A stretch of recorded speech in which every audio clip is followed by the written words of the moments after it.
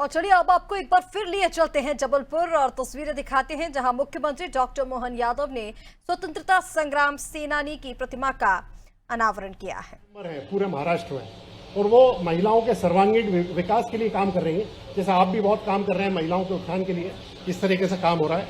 अब मैं ज्यादा वक्त न लेते हुए अतिथियों के स्वागत के लिए गुजारिश करूंगा लोकमत के मैनेजिंग डायरेक्टर, जो कि हमारे युवा डायनेमिक मैनेजिंग डायरेक्टर हैं, श्री देवेंद्र अड्डा जी से, कि वो माननीय मुख्यमंत्री डॉक्टर मोहन यादव जी का स्वागत करें।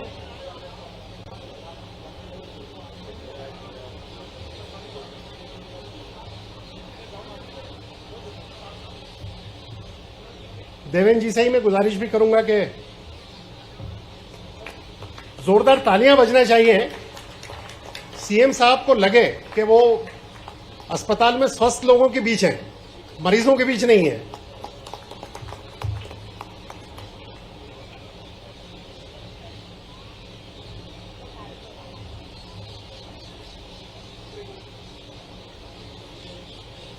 मध्य प्रदेश शासन के लोक निर्माण विभाग के कैबिनेट मंत्री श्री राकेश सिंह जी के स्वागत के लिए भी मैं श्री देवेंद्र अड्डा जी से गुजारिश करता हूं।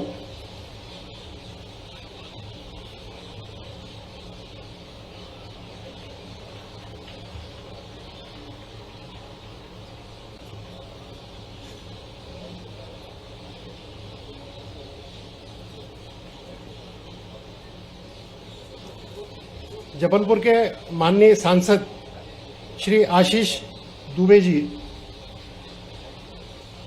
आपके स्वागत के लिए भी मैं श्री देवेंद्र अड्डा जी से गुजारिश करता हूं। श्री आशीष दुबे जी, सांसद जबलपुर।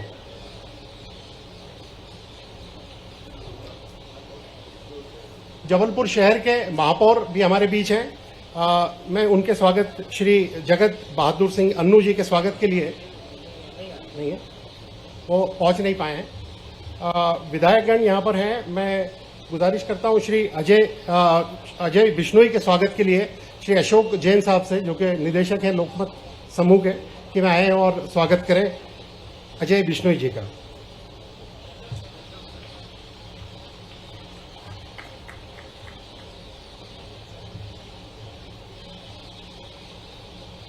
श्री अशोक रोहानी के स्वागत के लिए मैं लोकमत समाचार के संपादक श्री रविंद्र भजनी से गुजारिश करूंगा कि आए और स्वागत करें श्री अशोक रोहानी जी का।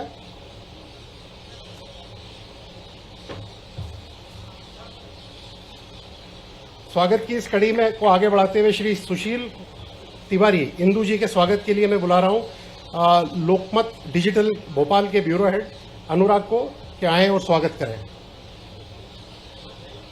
श्री सुशील तिवारी इंदू जी। तालियां बजती रहना चाहिए। आप लोग सब इतनी देर से इंतजार कर रहे थे इस घड़ी का, अब ये घड़ी आ गई है तो आप क्यों सुस्त हो रहे हैं? जरा तालियां बजाएं और लगे कि ये कार्यक्रम बहुत ऐसे लोगों के बीच है जो जान देते हैं लोगों के लिए और उनकी जान बचाते हैं। इस कड़ी में श्री नीरज सिंह के स्वागत के लिए मैं अशोक जैन साहब से गुजारिश नहीं है, श्री घनघोरिया जी भी नहीं है, श्री संतोष बरकड़े जी के स्वागत के लिए मैं श्री संजय परवा को बुलाऊंगा। संजय परवा जी आइए।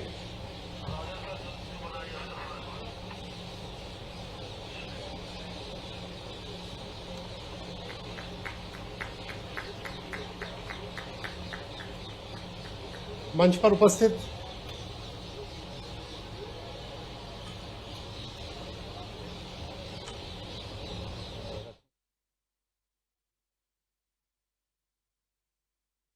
कॉलेज में साइंस कॉलेज के साथ ही है, जब मैं फर्स्ट ईयर में जॉइंट सेक्रेटरी लड़ा, सेकेंड ईयर में प्रेसिडेंट लड़ा, हमारी कॉलेज की कैंपेनिंग करने में अब वो दौर की अलग बात थी। लेकिन मतीन भाई वाकई में आपके लोकमत में लंबे समय से बहुत सारे दायित्व का निर्वहन कर रहे हैं। मैं आपको बधाई देना चाहता हूं मतीन भाई। बहुत बार टेलीफोन पे बात हुई है, लेकिन आज आपसे प्रत्यक्ष मिलने का, और आपने तो इतने अच्छे शेर सुना दिए, मेरे को तो ये शेर चाकरी आती ही नहीं भाई, मैं तो वैसे ही काम चलाता हूं। लेकिन सच में हमारे लिए जिस शख्स को हम याद करके यहाँ उनकी प्रतिमा का अनावरण कर रहे हैं, उनके बारे में मैं पढ़ रहा था। वाकई आज़ादी के पहले से ऐसे कई स्वनाम धन्य महत्वपूर्ण हस्तियां हुई है जिनने अपने जीवन में उस संघर्ष में भी योगदान दिया और लोकमत परिवार के तरफ से उनको स्मरण करते हुए हॉस्पिटल का ये एक ऐसा स्थान जिससे कई सारे लोगों को उनके आपने जो आईसीयू में निर्माण कार्य कराए हैं, बाबूजी को स्मरण करते हुए जबलपुर से उनका लगाव रखा है। मैं आपको बधाई देना चाहूंगा। दर्डा परिवार को जोरदार अभिनंदन करें हमारे लिए। स्वर्गीय जवाहरलाल अमलोकचंद दर्डा की प्रतिमा का अनावरण यह हम सबको भी प्रेरणा देगी। आज के बदलते दौर में कहाँ 42 असहयोग आंदोलन और उस असहयोग आंदोलन में 1 साल और कुछ महीने की वो जो जेल, उस समय की जेल आज की जेल से बहुत अलग होती थी। वो कठिन दौर था और ऐसा भी मान के चलते थे कि अंग्रेजों का तो ऐसा पराक्रम जाना जाता था कि अंग्रेज से कभी कोई जीत सकता है क्या। भगवान और अंग्रेज बराबर कर देते थे तथाकथित लोग उस समय। लेकिन हमारे स्वतंत्रता सेनानियों के लिए जोरदार अभिनंदन करें। उनने अपने बीच एक एक करके कितने उदाहरण भरे पड़े हैं 20वीं शताब्दी में। जब हम याद करते हैं उस दौर को तो एक से बढ़कर एक, कहा महात्मा गांधी जी अफ्रीका से चल करके भारत में भी उसी अहिंसा के संघर्ष के बलबूते पर अपनी एक अलग पहचान बना करके आम समाज के साथ जोड़ करके उन्होंने आजादी की ललक को जगाए रखा। एक तरफ नेताजी सुभाष चंद्र बोस, जिनसे जबलपुर का रिश्ता भी अलग प्रकार से जुड़ा जाता है, उनके अपने तरीके थे। और हम कभी कल्पना करें कि नेताजी सुभाष चंद्र बोस ने 23 साल की उम्र में आईसीएस की एग्जाम पास की, जो आज के लिए हम मान के चलें कि इतने बड़े देश में, भारत में अगर आईएएस का कोई बच्चा निकल जाए तो ऐसा लगता है कि हमारा बहुत बड़ा, एक तरह से बड़ी उपलब्धि है। लेकिन वो तो उस समय आईसीएस की एग्जाम जो वर्तमान के भारत के साथ साथ अफगानिस्तान, बांग्लादेश, पाकिस्तान, भूटान, नेपाल, बर्मा, ऐसे तिब्बत से ऊपर का पूरा हिस्सा, और ऐसे में इतने लोगों के बीच आईसीएस की एग्जाम पास करना, ये भी उसी बात का था जब अंग्रेजों ने अपनी बुद्धवत्ता की धाक और साख बना करके झूठा दंभ पाला था। तो उनने माना था कि भाई बुद्धि तो जैसे उनमें होती होगी, लेकिन नेताजी सुभाष चंद्र बोस ने वो एग्जाम पास भी की, और न केवल पास की बल्कि प्रावीण्य सूची में आए, मेरिट लिस्ट में भी आए। और मेरिट लिस्ट में आने के बाद 23 साल की उम्र का नौजवान वो अपने पास होने वाले सर्टिफिकेट को फाड़ के फेंक देता है कि केवल मेरे भारतीयों का सम्मान बढ़ाने के लिए मैंने एग्जाम दी थी, कि केवल आप में बुद्धि नहीं है, वो आपसे बुद्धिमान भारत के लोग भी, और आपकी नौकरी के इस लालच आकर्षण का कोई मतलब नहीं। ऐसे एक नहीं कई प्रकार के हमारे लिए चंद्रशेखर आजाद मध्य प्रदेश से निकल करके पढ़ाई के लिए बनारस जाते हैं, लेकिन जिंदा रहूंगा, आजाद जिंदा रहेंगे, और मरने के समय भी आजाद मरेंगे। वो अल्फ्रेड पार्क इलाहाबाद का जब अपनी कनपटी पे अपनी रिवॉल्वर से लगता है कि अब बच नहीं पाऊंगा, तो उन्होंने कहा मेरे शरीर को जीते जी अंग्रेज पकड़ नहीं पाएंगे। ऐसे एक नहीं कितने प्रकार के उदाहरण भरे पड़े हैं। ऐसे में दर्डा जी का उदाहरण, और ये अलग बात है कि उनने आजादी के पहले भी लड़ाई लड़ी और आजादी के बाद भी उनके इथिक्स, उनके संकल्प ये अद्भुत है। जब उनने अपने लिए मंत्रालय संभाले तो लंबे समय तक मंत्री रहने के बाद भी मैं देख रहा था सारे के सारे विभागों में कितने प्रकार के काम उनके पास थे, और हर एक मंत्रालय का बड़ा बड़ा योगदान उनने दिया है। 23 साल तक लगातार मंत्री रहे, एक से बढ़कर एक अलग अलग प्रकार की योजनाओं में उनने मध्य प्रदेश को समान, महाराष्ट्र को तो मैं मान के चलता हूँ काश दर्डा जी हमारे यहाँ के नेता होते। मध्य प्रदेश का दुर्भाग्य रहा है कि वह यहाँ उनने जेल तो काटी, लेकिन ये मान के चलो कि 19 में कभी कभी ये थोड़ा बोलना अभी मुझे लगता है कि समसामयिक होगा कि नहीं, लेकिन केवल कल्पना करता हूँ कि कहाँ 1956 में बना मध्य प्रदेश और 2002-3 तक केवल 5 मेडिकल कॉलेज, इतने बड़े राज्य के अंदर, कैसा आश्चर्य की बात। और आज का समय मुझे इस बात की प्रसन्नता है, केवल 20 साल के अंदर आज 30 मेडिकल कॉलेज चल रहे हैं, ये मध्य प्रदेश। और हमारे समय 3 मेडिकल कॉलेज तो गए साल चालू कर दिए। अभी 2 का आवेदन कर दिया और 12 का टेंडर लग गया है। आने वाले समय में 2 साल के अंदर 50 मेडिकल कॉलेज अपने मध्य प्रदेश के अंदर होंगे, क्योंकि जब हम सेवा की बात कर रहे हैं तो हमारा दायरा भी बड़ा रखना पड़ेगा।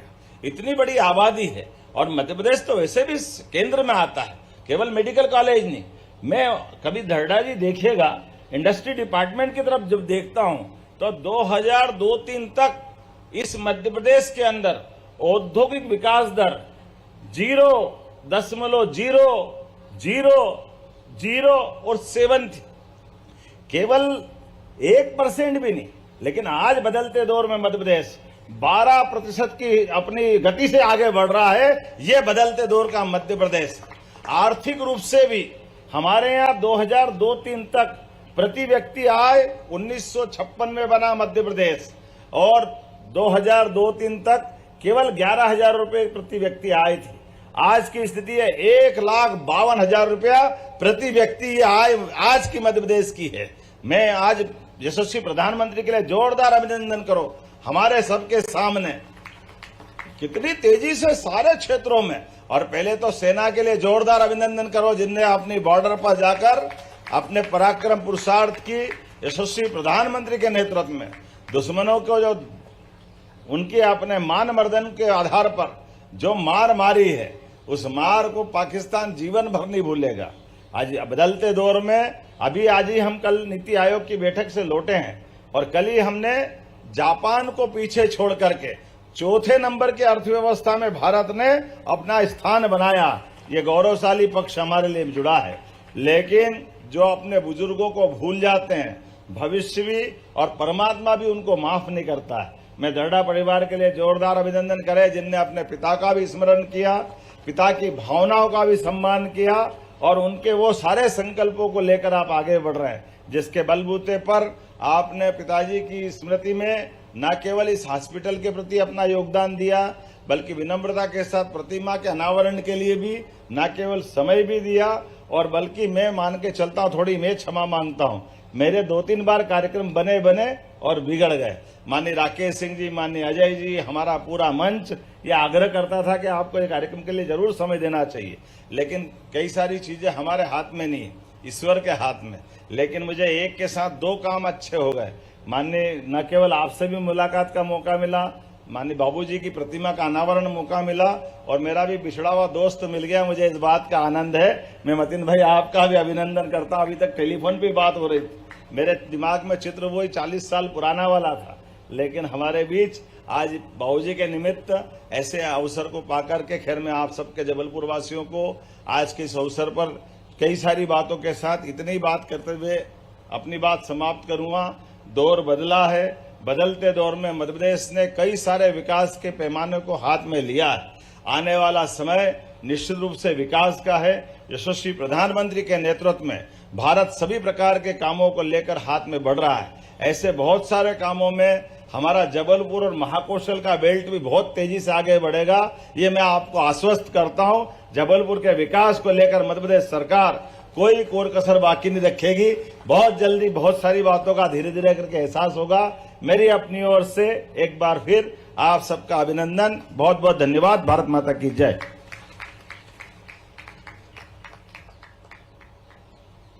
बहुत बहुत धन्यवाद माननीय मुख्यमंत्री जी।